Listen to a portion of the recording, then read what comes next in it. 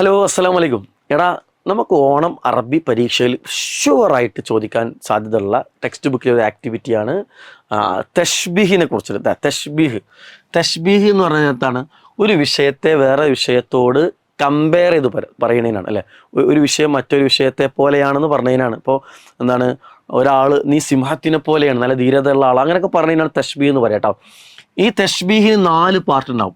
ഒരു ആളെയോ ഒരു വസ്തുവിനെയോ വേറെ ആളോട് കമ്പയർ ചെയ്ത് പറയുമ്പോൾ 4 പാർട്ട് ഉണ്ടാവും. ആ 4 പാർട്ട് നമുക്കൊന്ന് പരിചയപ്പെടാം കേട്ടോ. എന്തിനാ പരിചയപ്പെടണമെന്നല്ലോ, ഇവിടെ ഈ ക്വസ്റ്റ്യൻ കണ്ടെങ്കിൽ ഈ ക്വസ്റ്റ്യൻ പിന്നെ അർക്കാനു തഷ്ബീഹിൻ്റെ പാർട്ടുകൾ എഴുതാൻ പറഞ്ഞു.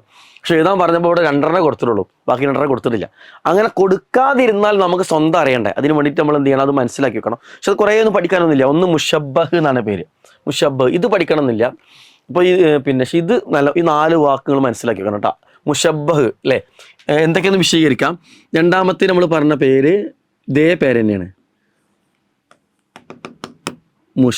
മുഷബ്ബഹ് ബിഹി എന്ന് പറയും അല്ലേ. മുഷബ്ബഹ് ബിഹി. ഇനി ഇതിന് പറയുന്ന പേര് അദാത്തു തഷ്ബീഹ്. അദാത്തു തഷ്ബീഹ്. മുഷബ്ബഹ് ബിഹി, അദാത്തു തഷ്ബീഹ്, വജൂഹ് ശബഹ്. ഓക്കെ, ഈ 4 കാര്യങ്ങളുണ്ടാവും. അപ്പോൾ ഈ 4 കാര്യങ്ങൾ പ്രത്യേകം ജസ്റ്റ് ഒന്ന് പറയുകയാണ്. മുഷബ്ബഹ് എന്ന് പറഞ്ഞാൽ ഇങ്ങനെ നമ്മളൊരു കാര്യത്തെ മറ്റൊന്നിന്, ഇപ്പോൾ ഒരു ഒന്നാമത്തെ എക്സാമ്പിൾ ഒന്ന് ജസ്റ്റ് എടുക്കാൻ നമുക്ക്. അൽ ഇൽമു, വിജ്ഞാനം, അറിവ്, കന്നൂർ, പ്രകാശത്തെ പോലെയാണ്. അപ്പോൾ അറിവിനെ വെളിച്ചത്തിനോട്, പ്രകാശത്തോട് കമ്പയർ ചെയ്തു, താരതമ്യം ചെയ്തു പറഞ്ഞു. എന്തിനാ പറഞ്ഞത്? ഫിൽ ഹിദായ, അത് നേർമാർഗം കാണിക്കുന്ന വിഷയത്തിൽ. അപ്പം അറിവ് നേർമാർഗം കാണിക്കും, ലൈറ്റ് പോലെ നമുക്ക് വഴി കാണിച്ചു തരും എന്ന് പറയാൻ വേണ്ടി, അതിൻ്റെ ഒരു ക്വാളിറ്റി പറയാൻ വേണ്ടിയിട്ടാണ്. ഓക്കെ, അതേപോലെ രണ്ടാമത്തെ എക്സാമ്പിൾ ഉസൈൻ ബോൾട്ട് കൽ ബർക്ക് അല്ലെ, മിന്നൽ പോലെയാണ്. ഉസൈൻ ബോൾട്ട് മിന്നൽ പോലെയാണ്. ഉസൈൻ ബോൾട്ടിനെ എന്ത് ചെയ്തു? മിന്നലിനോട് കമ്പയർ ചെയ്തു. എന്ത് പറയാൻ വേണ്ടിയിട്ടാണ്? ഫിസുർ വേഗതയുടെ വിഷയത്തിൽ. അപ്പോൾ ഉസൈൻ ബോൾട്ട് ഭയങ്കര സ്പീഡാണെന്ന് പറയാൻ വേണ്ടിയിട്ടാണ് എന്ത് ചെയ്യണത്?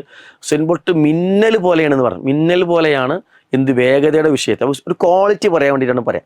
ഓക്കെ, അപ്പോൾ ഇങ്ങനെ പറയുമ്പോൾ എന്തിനെയാണോ നമ്മൾ താരതമ്യം ചെയ്യുന്നത്, കമ്പയർ ചെയ്യുന്നത്, അതിനാണ് എന്തു പറയാം? മുഷബ്ബഹ് എന്ന് പറയാം. എന്തിനോടാണോ കമ്പയർ ചെയ്യണത് അതിനെന്തു പറയും? മുഷബ്ബഹ് ബിഹി എന്ന് പറയും.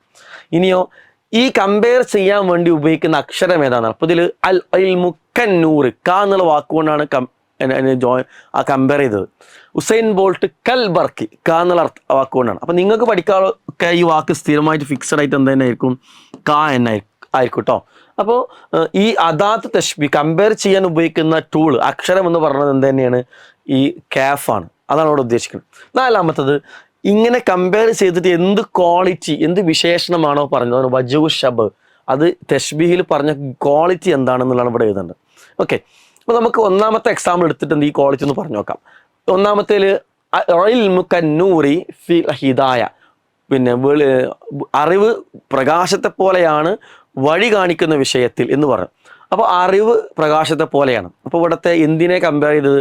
അപ്പോൾ നമുക്ക് മനസ്സിലാക്കാം ഇൽമ്. അപ്പോൾ ഇൽമാണ് എന്ത് വരിക? മുഷബ്ബഹ് വരിക, ഇൽമാണ് അല്ലേ. ഇനിയോ എന്തിനോടെ കമ്പയർ ചെയ്ത്? ഇൽമിനെ നൂറിനോടെ കമ്പയർ. അപ്പം എന്തിനോടാണോ കമ്പയർ ചെയ്യണം അതിനെന്ത് പറയും? മുഷബ്ബഹ് ബി എന്ന് വരും. അപ്പോൾ നൂറാണെന്ത്? മുഷബ്ബഹ് ബി. ഇനി ഏത് അക്ഷരം കൊണ്ട് കമ്പയർ? കാഫ് കൊണ്ടാണ്. അങ്ങനെ കമ്പയർ ചെയ്ത് പറഞ്ഞ വിഷയം എന്താണ്? ഹിദായത്ത് എന്നാണ് അല്ലേ, വഴി കാണിക്കുക എന്നുള്ളതാണ് ഹിദായത്ത്. അപ്പോൾ അത് ഹിദായത്താണ്, ക്വാളിറ്റിയാണ് എന്തിൽ വരിക? നമ്മുടെ വജൂഹ് ശബഹയിൽ വരിക. ഓക്കെ, ഇനി ഒരു കുട്ടിക്ക് ഈ 2 സെൻറ്റൻസും വായിച്ചത് അർത്ഥം തന്നെ മനസ്സിലായില്ല. അപ്പോൾ ആ കുട്ടി എന്ത് ചെയ്യുമെന്നുള്ളതാണ് സാറ് പറയാൻ പോകുന്നത് കേട്ടോ. 2 പരിഗണിക്കണമല്ല. ഓക്കെ, നോക്കാം നമുക്ക്. അപ്പോൾ ശ്രദ്ധിക്കേണ്ടത് എന്തായാലോ, ഇതിൽ ഈ കാഫ് ഉണ്ട്, അത് നമുക്ക് കണ്ടറിയാലോ. കാഫ് കന്നൂർ, കണ്ടില്ല കാഫ്? ആ കാഫ് എടുത്തിട്ട് നമുക്ക് ഇവിടെ എഴുതാം. എന്നാൽ ഫിക്സഡ് ആണ്. കാഫാണ് എപ്പോഴും എന്ത് വരിക? അതായത് തഷ്ബീഹ് വരിക. നിങ്ങൾ പഠിക്കുന്ന എക്സാമ്പിൾ അങ്ങനെ വരും. ഇതിൻ്റെ കാഫ് അല്ലാത്ത വരുന്ന ഉദാഹരണങ്ങളൊക്കെ ഉണ്ട്, പക്ഷേ നിങ്ങളുടെ ലെവലിൽ അത് പഠിക്കാനില്ല. ഓക്കെ, അപ്പോൾ കാഫ് ആയിരിക്കും. അപ്പോൾ കാഫ് കിട്ടി. ഇനി ശ്രദ്ധിക്കേണ്ടത്, കാഫിൻ്റെ മുമ്പിലുള്ള വാക്ക് ഏതാണോ അതായിരിക്കും എന്ത്? മുഷബ്ബഹ്. അപ്പോൾ ഉസൈൻ ബോൾട്ട് അല്ലേ.